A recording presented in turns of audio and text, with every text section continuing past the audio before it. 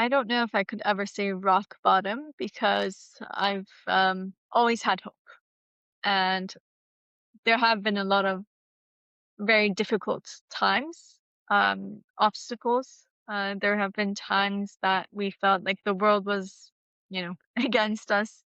But even despite that, because I had this movement and the resistance and the history of it, I knew that, we will persevere and we will overcome. Um, I came face to face with these realities, I guess, in life from very early on. Maybe the first time would be, I guess, when my father was killed by the regime. I was 7 at the time, and to me, uh, well, I was daddy's little girl, so I was very, had a very close connection with my dad, and so losing my father was very difficult for me.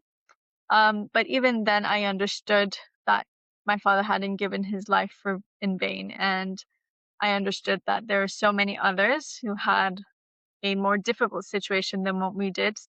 Even then, I still considered myself to be one of the lucky ones, because I actually had the chance to be with my dad till the age of 7. I didn't have to live under those difficult circumstances that others had to live in Iran.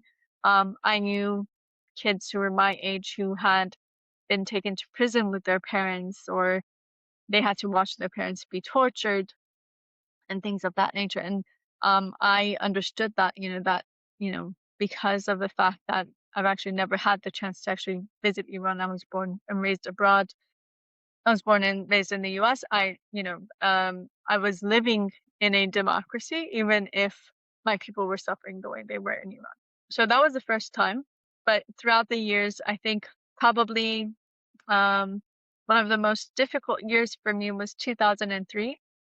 And that was when the Iranian resistance main headquarters were targeted um, in a, I guess, as part of the policy of appeasement toward the Iranian regime, both at the start of the Second Gulf War, but also on the European front of it. So those were very, very difficult times for us. And one of our friends would joke around and said, we see the light at the end of the tunnel, but we're not sure if it's the light at the end of the tunnel or it's the next train coming to try to run us over. And that's how it felt. And I think after that, maybe like 2009, during the uprisings in Iran, when the uh, base of the Iranian resistance was attacked simultaneously with the uprisings in Iran, that people were being killed in the streets. Um, the resistance was also attacked in Iraq at that time, and I actually had friends who were killed, and it really hit close to home for me because there was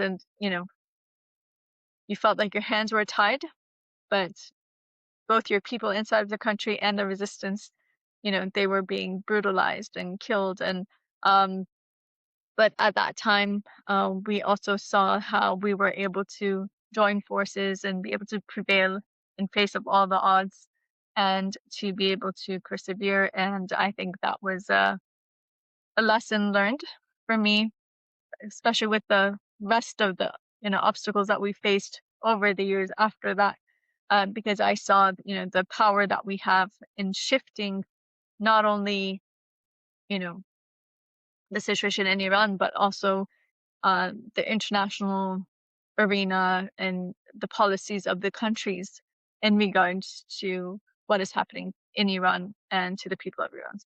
Um, those are the ones that come to mind.